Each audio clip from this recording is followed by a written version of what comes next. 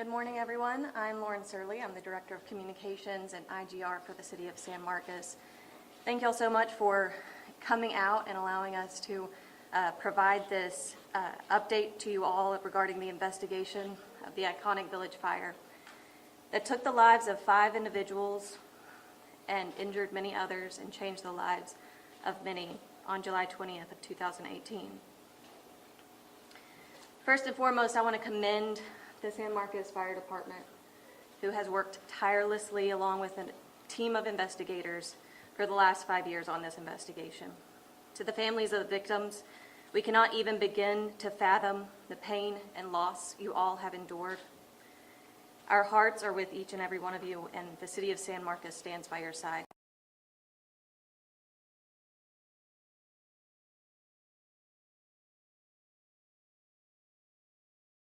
With arson causing bodily injury or death, which is a first-degree felony. His booking information and mugshot can be found in the back. Get with one of my teams from communication, then we can get that to you if you don't already have that. Now I'd like to go ahead and introduce the team who will be providing statements today. San Marcos Fire Chief Les Stevens, San Marcos Fire Marshal Jonathan Henderson, ATF Assistant Special Agent in charge of the Houston Field Division Robert Topper, and Brian Frizzell, the father of one of the victims, Haley Frizzell. There are many others here on stage that you see. We provided a full list of speakers and names and titles of those available for questions after the briefings. With that, I'll turn it over to Les Stevens, Fire Chief of San Marcos.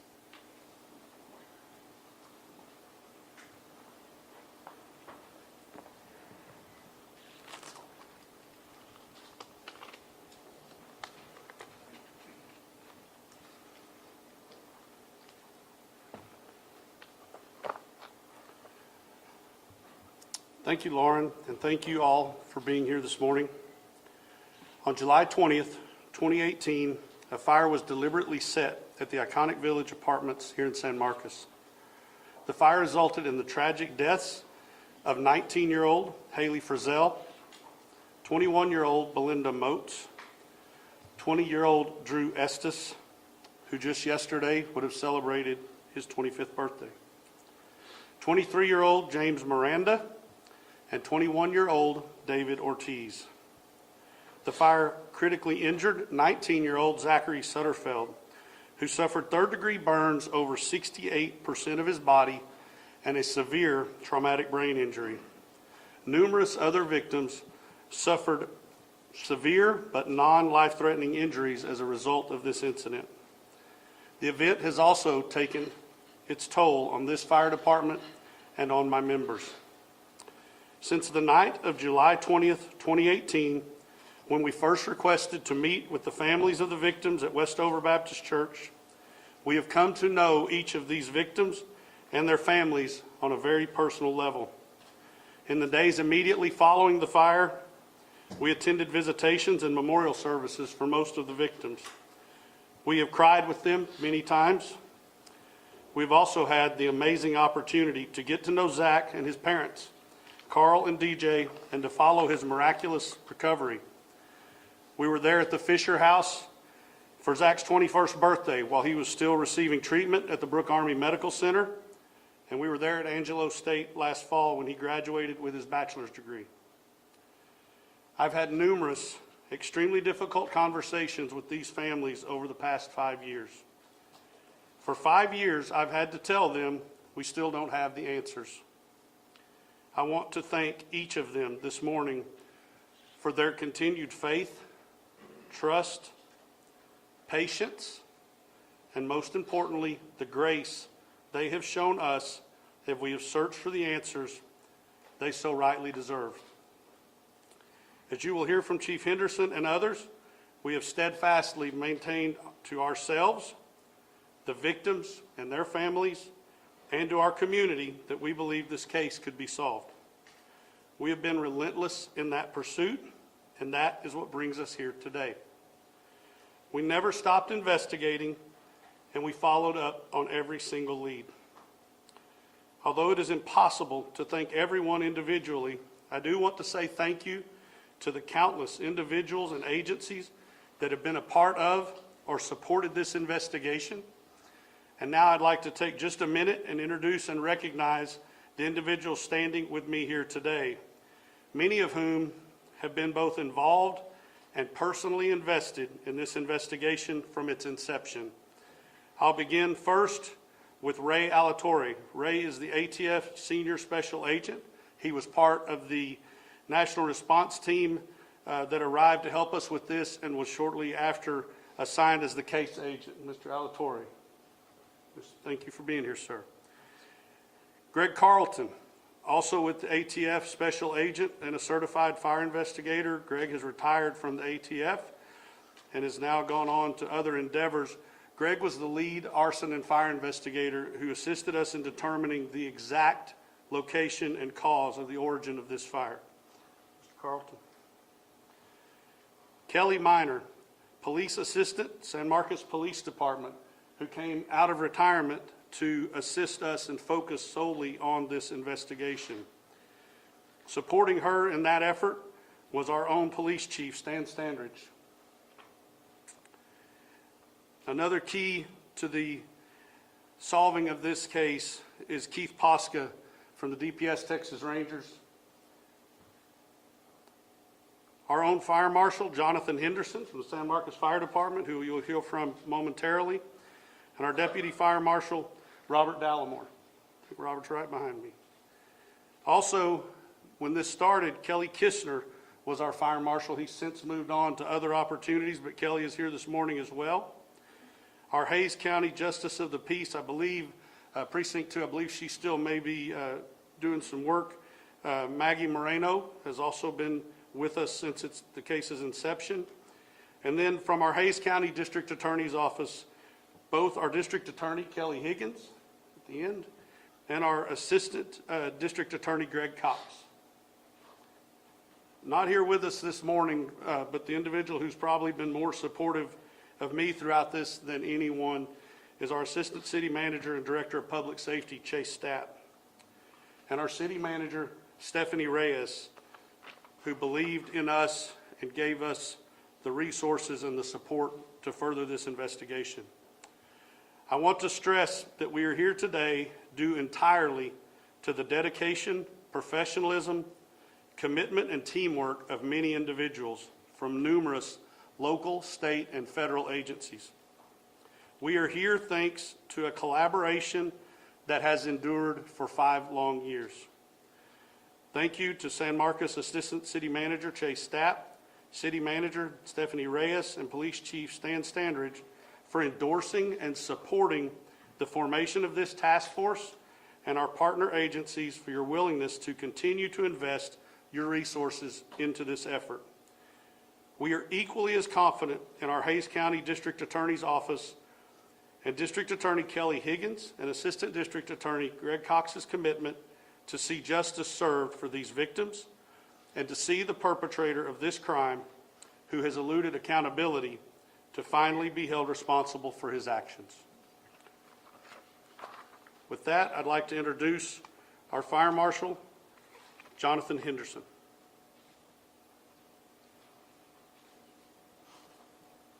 Good morning. Thank you, Chief, for the introduction and providing the historical background for this case. And now we're going to go ahead and dig into the investigatory measures that have taken place. The investigation began in the early morning hours of July 20th, 2018, when the San Marcos Fire Department units were first called to the scene. The fire marshal at the time of the incident, Kelly Kistner, arrived on scene and realized that the scope of the fire investigation was going to be beyond what the San Marcos Fire Department and the fire marshal's office was going to be able to handle on its own. Requests for assistance to determine the origin and cause of the fire were sent out to the Texas State Fire Marshal's Office and the ATF, which prompted a response by both agencies, including the ATF National Response Team. The on-scene investigation lasted 10 days, from July 20th to July 30th, 2018, during which time evidence was collected, the scene was processed, and countless interviews were conducted. The investigation continued beyond the scene with ongoing collaborative efforts between the ATF Austin Field Office and the San Marcos Fire Department Fire Marshal's Office. In addition to the local work being done on the case, test burns were conducted at the ATF Fire Resource Laboratory in Ammendell, Maryland. The on-scene fire investigation work, combined with the work of the Fire Research Laboratory, determined that the fire was incendiary. This information is contained in the ATF Certified Fire Investigator Origin and Cause Determination Report that was finalized in December of 2018. The deaths of the 5 victims were subsequently ruled as homicides as a result of arson. That was almost 5 years ago. If I was a loved one or a close friend of one of the victims that were killed or injured, I would wonder what took so long. Please know that the investigators have felt this way as well. I don't know how long investigations are supposed to take, but I know more often than not, it's longer than we want.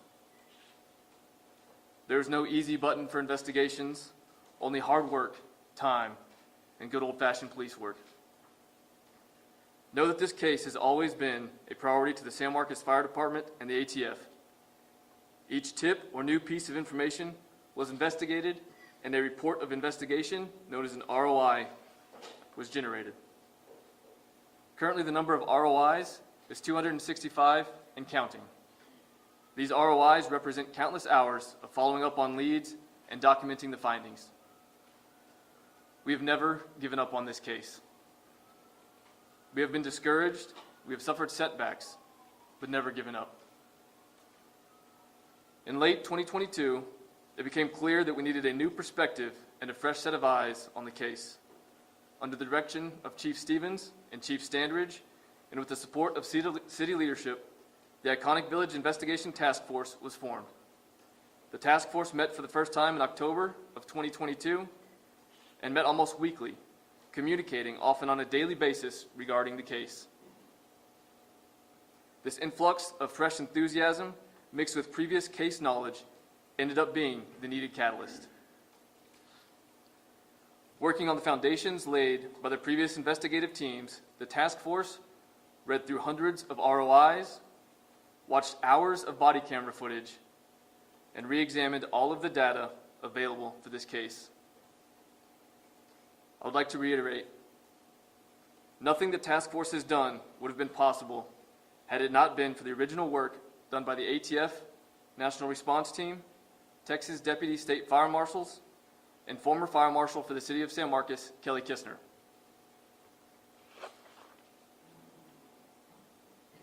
Multiple witnesses were re-interviewed, yielding valuable information further corroborated by the ATF Fire Investigator Origin and Cause Determination Report. These new interviews are what led to the task force obtaining an arrest warrant for Jacoby Ferguson for arson causing serious bodily injury or death, a felony of the first degree. This arrest warrant was served by the U.S. Marshals Lone Star Fugitive Task Force yesterday morning at approximately 6:45 a.m. in the 700 block of East Slaughter Lane, Austin, Texas. Jacoby Ferguson was placed under arrest without incident and was booked at the Hays County Jail. No other arrests are anticipated to be made for this case. The investigation remains open as the task force continues its work with the Hays County District Attorney's Office. This arrest is one step among many to follow towards the application of justice for the victims of the Iconic Village fire. I would now like to welcome to the podium Assistant Special Agent in charge of the Houston Field Division, Robert Topper.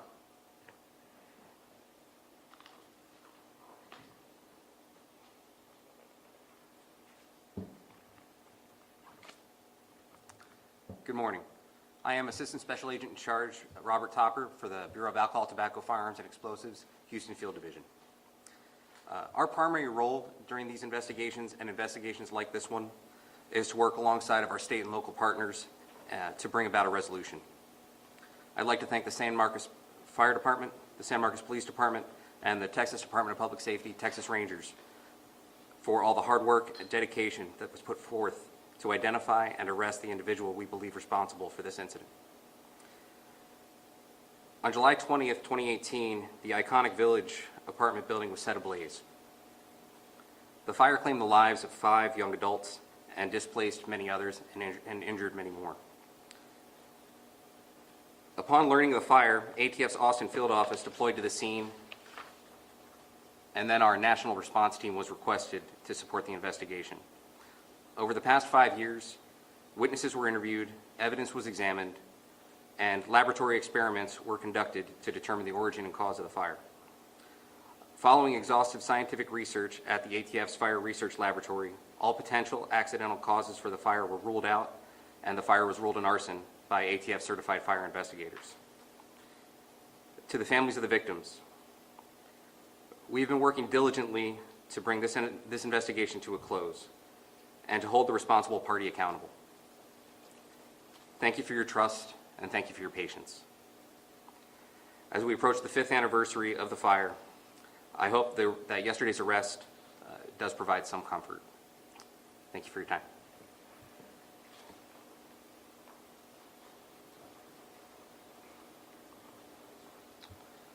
Had this have just been a structure fire and only property damage, we might not have gone to the extents that we have. But this fire has impacted and forever changed the course of many lives. To speak to you a little bit this morning about that perspective is Haley Frizzell, one of the victims of the Iconic Villages fire. Her father, Brian Frizzell.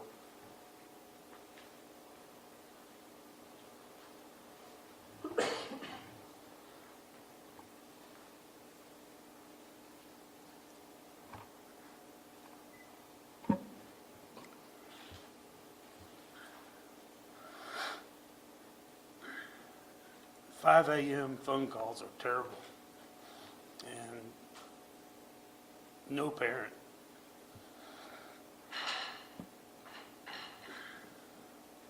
ever wants to receive one.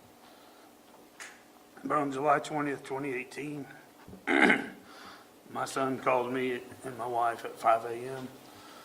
to tell us that his apartment building, where our daughter was staying with his roommate, David Ortiz, and his best friend from high school, Zach Sutterfield, was on fire. And the next couple of hours, traveling from San Angelo, Texas to San Marcos was absolute hell for my wife and I. It was a terrible experience for 5 other families and countless others whose children were injured.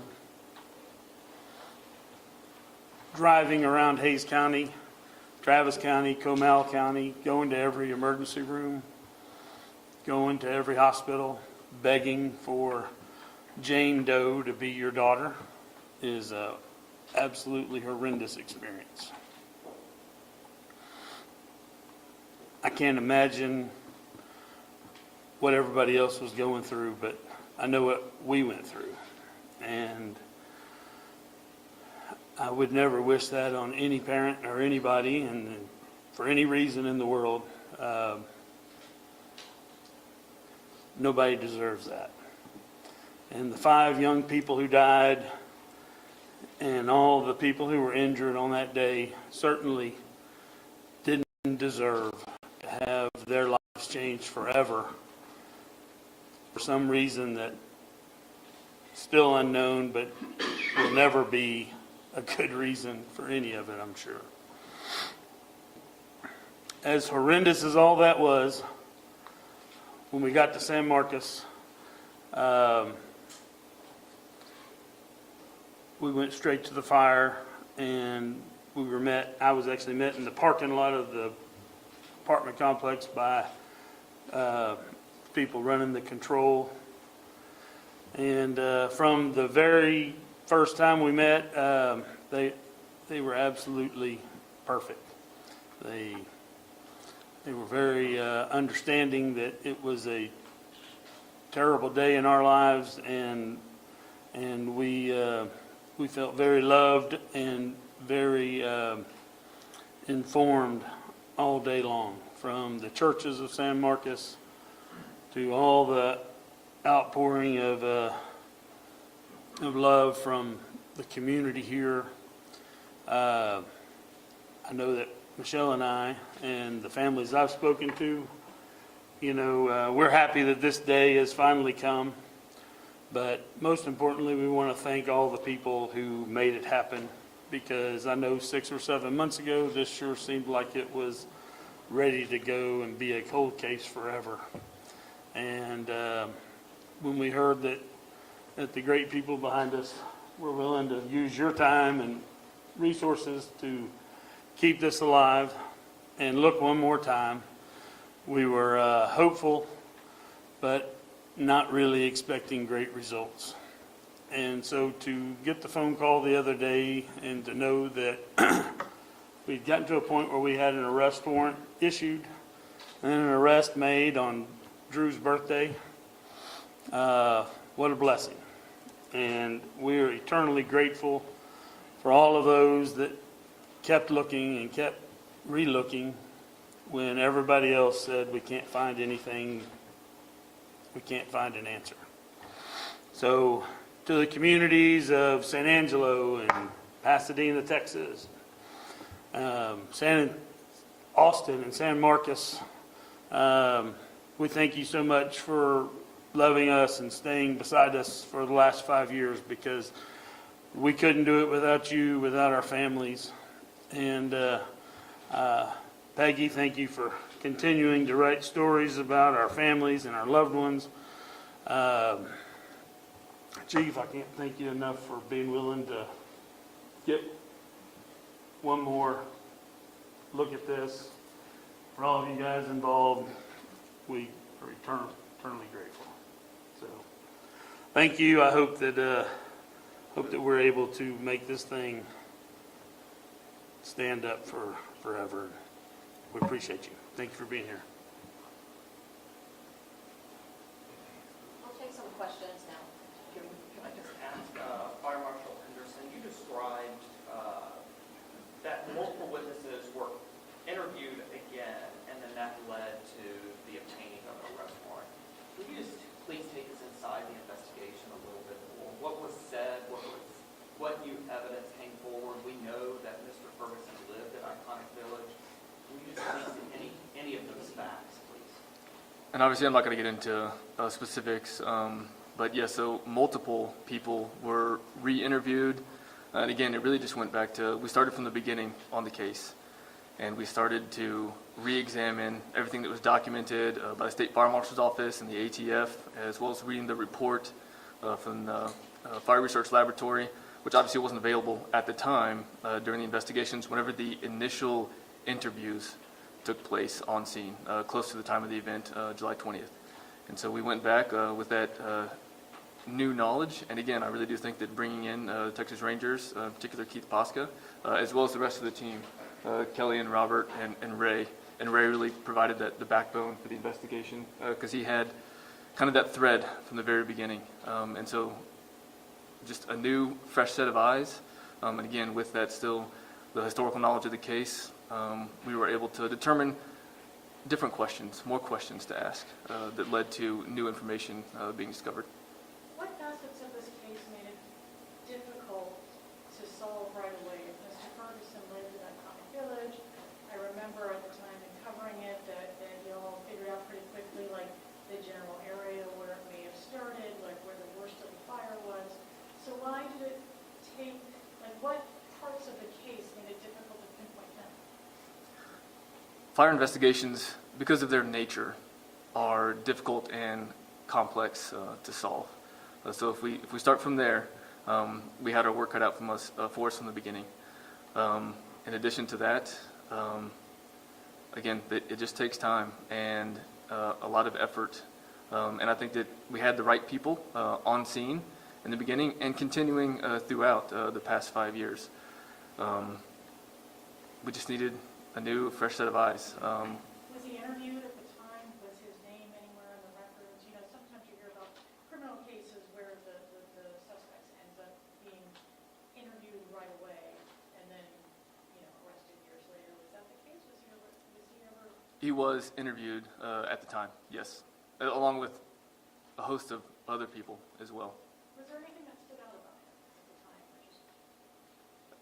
No more than really anybody else, no ma'am. Do we know anything about the motivation, anything about the motivations behind it, or why it happened, or anything like that? No ma'am. I know an accelerant was used, or I'm not able to speak to any kind of accelerant that was used.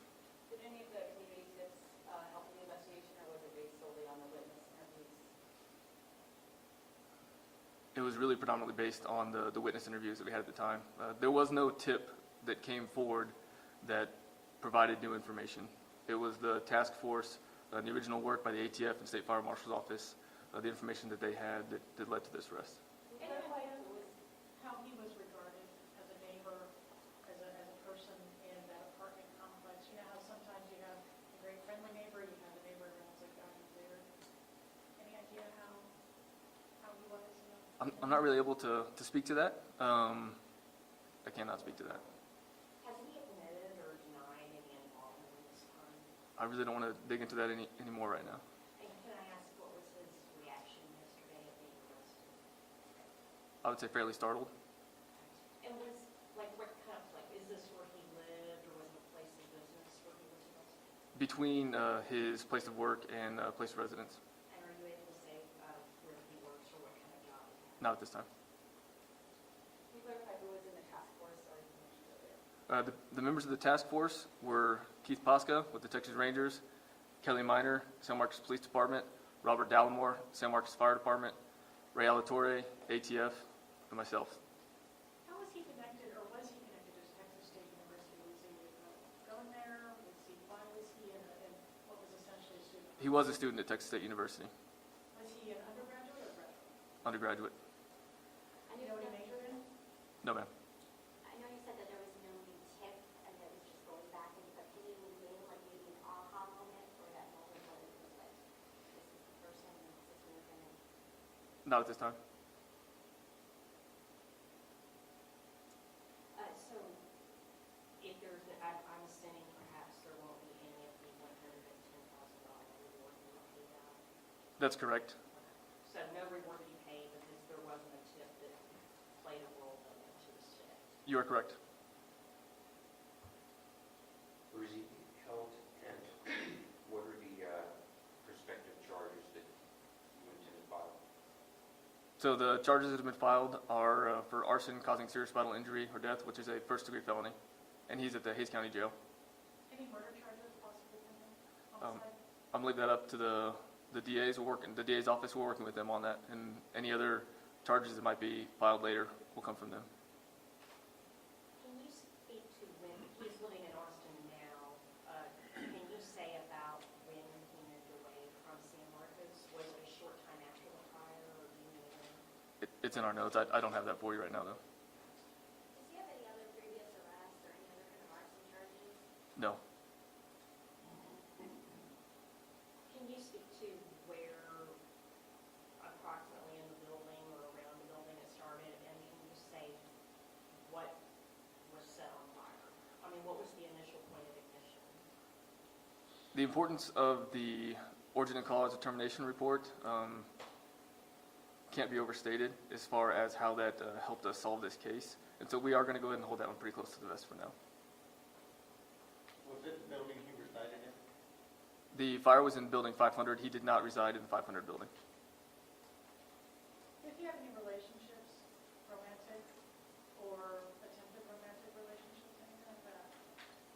I can't speak to that, not because I don't want to tell you, but I don't know.